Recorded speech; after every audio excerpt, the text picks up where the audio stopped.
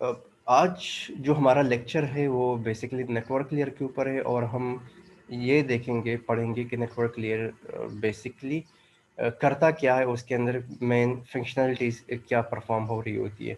जो main function है network layer का वो है source to destination delivery of the packets. जिस तरह हमने पहले जिक्र किया था कि जब हम नेटवर्क लेयर पे की बात करते हैं तो हम पैकेट्स की बात करते हैं, और जब हम ट्रांसपोर्ट लेयर की बात करते हैं तो हम सेगमेंट्स की बात करते हैं, और जब हम डेटा लिंक लेयर की बात करते हैं तो हम फ्रेम्स की बात करते हैं। So network layer is responsible for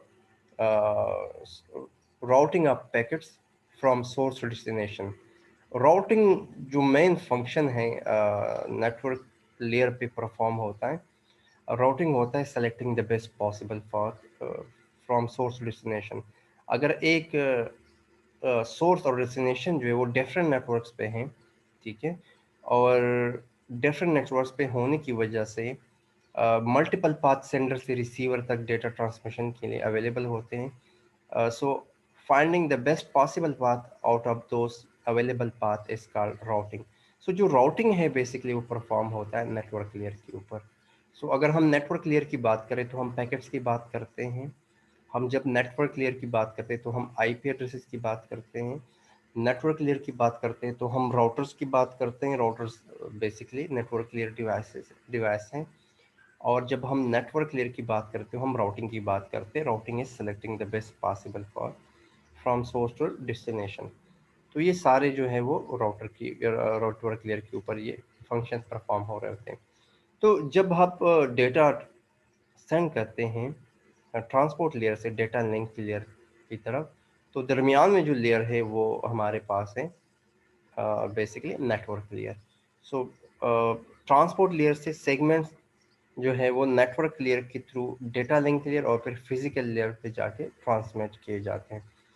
तो अब अगर हम देखें इस डायग्राम से, आप देखें तो अगर आपके पास एक लैन है लोकल एरिया नेटवर्क, और जिस पे एक कंप्यूटर है, और यहाँ पे एक दूसरा लैन है दूसरे नेटवर्क पे, और यहाँ पे एक कंप्यूटर है। So there is no provision in the data link और physical layer to make the routing decision. अब जो आपके पास डेटा लिंक लेयर है वहाँ पे राउटिंग डिसीजंस नहीं लिए जाते, ना राउटिंग की कोई इंफॉर्मेशन जो है फ्रेम्स के अंदर अवेलेबल होती है। So to solve the problem of data delivery through several links, the network layer was designed. The network layer is responsible for host-to-host delivery and for routing of the packets through router and switches. So जब आप data transmit करते हैं तो data link layer के ऊपर there is no routing information, कोई frame के साथ कोई राउटिंग इंफॉर्मेशन नहीं होती। तो बेसिकली नेटवर्क लेयर ही ये राउटिंग का काम परफॉर्म करता है, और राउटिंग जो है वो बेसिकली नेटवर्क लेयर के ऊपर ही परफॉर्म किए जाते हैं। अब जो मेन रिस्पॉन्सिबल लेयर हैं वो है नेटवर्क लेयर। अब दो किस्म के एड्रेसेस, जो लॉजिकल एड्रेसिंग है जिसको हम आईपी एड्रेसेस कहते हैं, वो basically are the universal communication that are independent of underlying physical network. So the logical address in the internet is a 32-bit address. हमने ये देखा था, और शायद आपको याद हो कि हमने आईपी एड्रेसेस को थोड़ा सा टच किया था प्रीवियस लेक्चर कोर्स के अंदर, जिसमें हमने ये बताया था कि आईपी एड्रेसेस जो है वो जी सर। 5 टाइप्स के एड्रेसेस हैं, और उसमें जो आईपी की लेंथ है वो बेसिकली 32 बिट्स की होती है आईपी वर्जन 4 में। सो 32 बिट्स मीन्स कि ऑलमोस्ट 5 बिलियन एड्रेसेस जो है वो स्पेस अवेलेबल है to to connect those available addresses, और उसमें इतनी ही डिवाइसेस को हम कनेक्ट कर सकते हैं। सो लॉजिकल एड्रेसेस जो है वो बेसिकली वी कैन से कि वो नेटवर्क लेयर के ऊपर, जो कि राउटर के ऊपर अवेलेबल होती है। तो राउटिंग इन्फॉर्मेशन के साथ जो मेन एड्रेस लगता है जिसके ऊपर राउटिंग डिसीजंस ले जाते हैं, वो एक सोर्स आईपी एड्रेस होता है और दूसरा डेस्टिनेशन आईपी एड्रेस होता है। उसी सोर्स आईपी और डेस्टिनेशन आईपी को यूटिलाइज करते हुए पैकेट्स को रूट किया जाता है या फॉरवर्ड किया जाता है उन पर्टिकुलर पाथ के ऊपर। सो राउटिंग जो है एज वी नो कि when independent networks are link are connected to create internetwork, or a large network. So when there are multiple networks and they are connected with each other, so the connecting devices जिसमें आपके पास router आता है या switches आते हैं, routes the packet to their final destination. तो उस final destination तक वो routes packet को route the packets to their final destinations. तो उसमें मेन ये होता है कि एक पैकेट जब मूव करता है किसी नेटवर्क के ऊपर, तो उसके साथ डिफरेंट एड्रेसेस होते हैं, जिसमें उनके साथ आईपी एड्रेस होता है पैकेट के साथ, और फिर जब वो डेटा लिंक लेयर पे आता है तो उसके साथ एक मैक एड्रेस भी ऐड हो जाता है। तो फिर जब वो मूव करता है डेटा, जब स्विच के पास जाता है तो वो डिसीजन जो है वो मैक एड्रेस के ऊपर ले रहा होता है, और जब वो राउटर के पास जाता है तो वो डिसीजन जो है वो आईपी एड्रेस के ऊपर ले रहा होता है, क्योंकि router don't know about MAC address. And जो आपके पास स्विच है उससे जो है आईपी एड्रेस का आइडिया नहीं होता। सो बेसिकली वो डिफरेंट एड्रेसेस जो है डिफरेंट डिवाइसेस जो है उसको रिकॉग्नाइज करती हैं। तो जो हार्डवेयर एड्रेस है वो बेसिकली रिकॉग्नाइजेबल तो है डेटा लिंक लेयर के ऊपर, या हम कह सकते हैं कि स्विच के ऊपर। तो एक कंप्लीट सिनारियो है कि ये सोर्स डेस्टिनेशन जो है डेटा डिलीवरी किस तरह होती है। सो बेसिकली ये होता है कि मिसाल के तौर पर आपके पास इनिशियली मैसेज है वो ट्रांसपोर्ट लेयर पे, फिर network layer, data link layer और एक फिजिकल लेयर। जिस तरह आपने टीसीपी आईपी देखा होगा और आर्किटेक्चर, ठीक है, पहले ओएसआई मॉडल और फिर टीसीपी आईपी आर्किटेक्चर जो था, जो उसमें आपने देखा था कि ट्रांसपोर्ट लेयर जो है यूडीपी और टीसीपी, नेटवर्क लेयर के ऊपर आईपी, डेटा लिंक लेयर के ऊपर, और फिर फिजिकल लेयर है, ठीक है। तो बेसिकली एंड सिस्टम जो है, ठीक है, और ये नेटवर्क सर्विसेज यहाँ पे हैं। सो डेटा जब मूव करता है तो physical physical and physical address, और जब वो रिसीवर पे आता है तो ट्रांसपोर्ट लेयर पे आपके पास सेगमेंट्स हैं। रिसीवर पे डेटा जब आता है एंड सिस्टम पे ऊपर, तो फिर आपके पास नेटवर्क और फिर then transport layer, and then we have a message. So top to bottom, and फिर अगेन यहाँ से बॉटम टू टॉप जो है यहाँ पे रिसीविंग साइड पे आप देखते हैं कि पहले फिजिकल लेयर पे, फिर डेटा लिंक लेयर पे जो है उसका हेडर अलग हो जाता है, देन नेटवर्क लेयर पे IP header, and then transport layer, और फिर मैसेज जो है वो एप्लीकेशन लेयर के ऊपर आपको मैसेज रिसीव हो जाता है। So basically source to destination delivery जो है वो इस तरह होती है कि मैसेज होता है segment, then packet, and then frame, and then bits. And bits जो है वो फिजिकल लेयर पे सिग्नल के फॉर्म में मूव करते हैं। हमने एनकोडिंग टेक्निक्स भी पढ़ी थी, अगर आपको याद हो तो, किस तरह डेटा सिग्नल्स के फॉर्म में ट्रेवल करता है ओवर द मीडियम, और फिर किस तरह सिग्नल रिसीव किया जाता है फिजिकल लेयर के ऊपर, एंड देन एक्सट्रैक्ट वो फ्रेम्स में, और frames then again network layer जो कि packets and then segments, and you can get the original message at the application layer. तो बेसिकली जो नेटवर्क लेयर है, नेटवर्क लेयर बेसिकली क्या होता है कि एक राउटिंग टेबल होता है, उस राउटिंग टेबल के अंदर राउटिंग इंफॉर्मेशन होती है।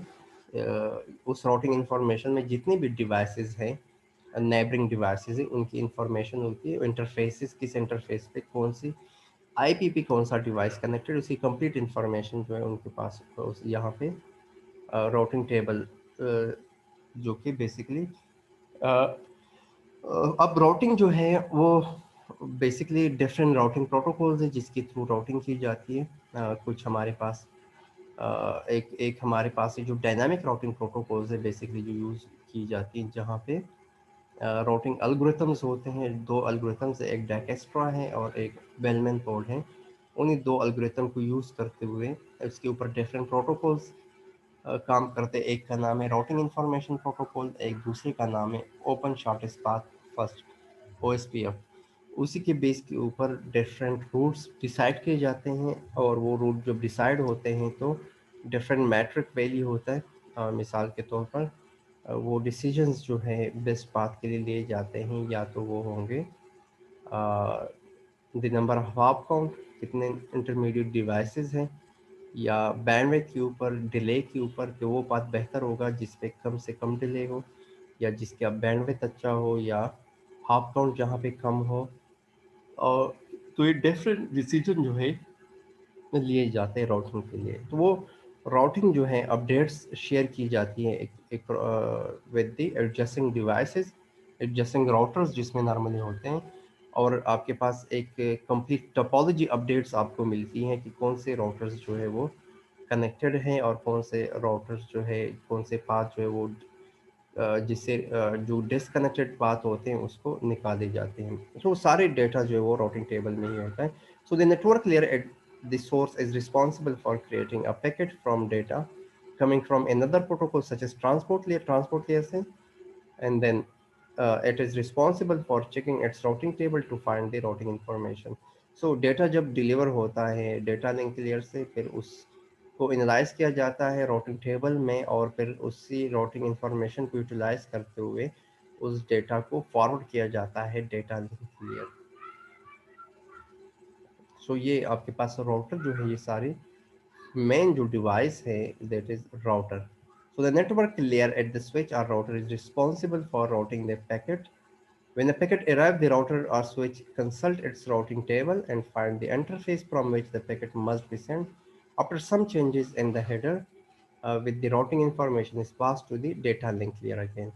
So पहले आपके पास ट्रांसपोर्ट लेयर से नेटवर्क लेयर पे, और देन नेटवर्क लेयर से अगेन डेटा जो है वो डेटा लिंक लेयर पे फॉरवर्ड किया जाता है। नेटवर्क लेयर समटाइम आप कह सकते हैं कि एक मिडल लेयर है जिसकी जिसकी रिस्पॉन्सिबिलिटी काफ़ी ज़्यादा है नेटवर्किंग में। अगर आप देखें डेटा फॉरवर्डिंग और so the network layer at destination is responsible for address verification. अब जब आप रिसीवर साइड पे देखते हैं तो एड्रेस को वेरीफाई किया जाता है कि हाँ, make sure that destination address on the packet is the same as the address of the host. तो जो रिसीविंग साइड पे वो पैकेट जो है उसकी एड्रेस को, जो कि लॉजिकल एड्रेस होता है या आईपी एड्रेस को एनालाइज किया जाता है कि हाँ वो डेटा एग्जैक्टली उसी के लिए था। इंटेंडेंट रिसीवर के जो होस्ट जो इंटेंडेंट रिसीवर है वाकई वो ही डेटा को रिसीव कर रहा है।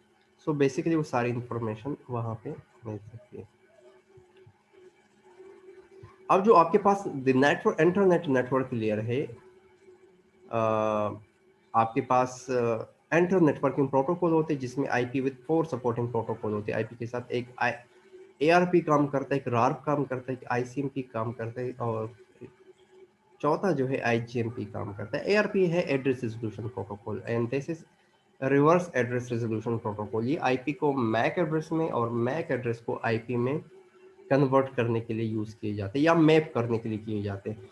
सो IP address is map with the MAC address using ARP, and MAC addresses map with the IP using RAR, Reverse Address Resolution Protocol. जिस तरह मैंने कहा था कि स्विच के पास जब डेटा जाता है तो स्विच जो है वो डेटा को लॉजिकल एड्रेस पे या आईपी एड्रेस पे डिसीजन नहीं लेता, बल्कि वो मैक एड्रेस पे लेता है। तो ये आईपी को मैक में और मैक को आईपी में जब डेटा वापस राउटर के पास आता है तो वो आईपी पे डिसीजंस ले रहा होता है। तो बेसिकली आईपी को मैक में और मैक को आईपी में जो कन्वर्जन्स हैं या जो मैपिंग है वो एआरपी और एआरआर का काम है। एक इंटरनेट कंट्रोल मैसेजिंग प्रोटोकॉल है, और आईजीएमपी प्रोटोकॉल जो इंटरनेट गेटवे जो आपके पास मैन प्रोटोकॉल है, बेसिकली ये भी सपोर्टिंग प्रोटोकॉल है। They are basically use for support with IP.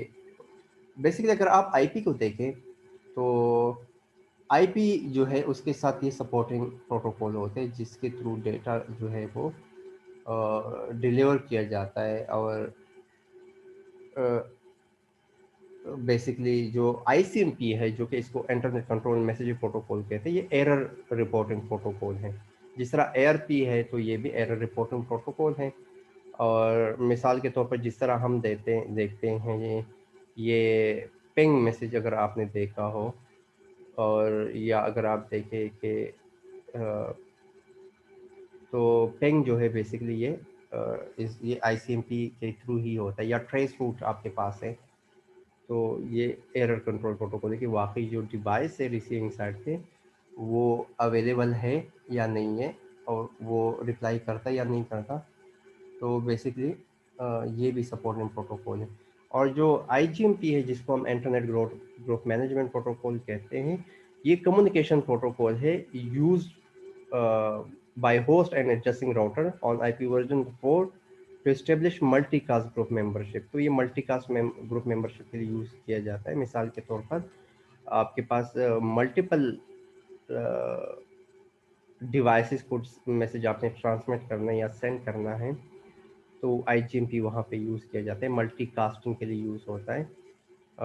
वो बेसिकली अलाउ करते हैं नेटवर्क को directly multicast transmission only to host that have requested. So ये बेसिकली ये साथ में सपोर्टिंग प्रोटोकॉल होते हैं, ठीक है। तो ये मल्टीकास्ट ग्रुप मेंबरशिप के लिए यूज़ किया जाता है। तो लॉजिकल एड्रेसेस जो है is used by the TCP/IP protocol. It is unreliable and connectionless protocol.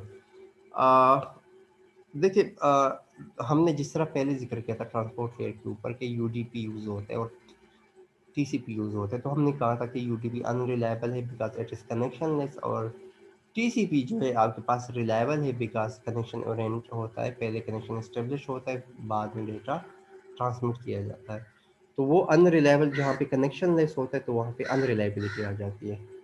So it does not provide error checking or tracking. It transport data in packets called datagram, or it does not keep track of the routes and has no facility of recording the datagram. So address resolution protocol जो आपके पास है ARP used to associate a logical address with a physical address. So logical addresses IP and physical addresses map, तो it's associate करता है IP को Mac address के साथ जो कि हार्डवेयर एड्रेस होता है। And ARP is used to find the physical address of the node when internet address is known, ठीक है। जब इंटरनेट एड्रेस नोन होता है सो यूज किया जाता है to find the physical address. जो रिवर्स है बिल्कुल इसका रिवर्स काम है, it allow a host to discover the internet address when it's physical address is known. So when you know the MAC, when you know the MAC address or the physical address, but don't know about the IP address, so address, reverse or route is used to find, yeah, to discover its internet address.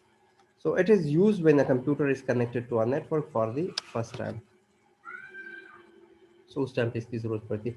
ICMP is basically is used by host or gateway to find, to send notification for datagram prompt back to the sender, and it send query and error reporting messages. और जो IGMP है इसको हमने कहा था कि multicast के लिए या ग्रुप ऑपरेशन इवेंट के लिए आप यूज करते हैं, ठीक है। तो बेसिकली जो internet as a datagram network अगर आप देखें,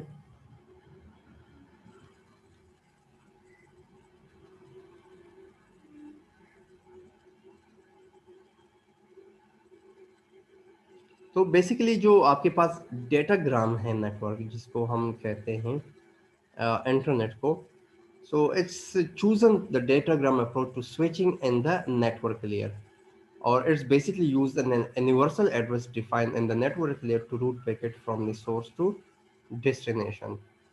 अब मिसाल के तौर पर डेटाग्राम जो है packets in the IP version 4 layer is called datagram. अगर हम देखें ना पैकेट्स को, तो पैकेट्स और डेटाग्राम ये इस तरह यूज किए जाते हैं कि बाज़ लोग इसको पैकेट भी कहते हैं, बाज़ लोग डेटाग्राम भी कहते हैं, but packets in the IP version 4 layer, ठीक है, तो उसको हम क्या कहते हैं, डेटाग्राम कहते हैं। So as a variable length packet consisting of two part, एक हेडर होता है और एक आपके पास डेटा होता है। और जिस तरह हमने बात की थी कि हेडर आपके पास 20 बाइट्स भी हो सकता है और ये 60 बाइट्स भी हो सकता है, ठीक है। वो डिपेंड करता है। 20 बाइट्स मीन्स कंसिस्ट ऑफ, जो हेडर होता है, header is something having basic information about the data. So तो उसमें जो एक्स्ट्रा इंफॉर्मेशन डेटा के साथ सेंड की जाती है जो कि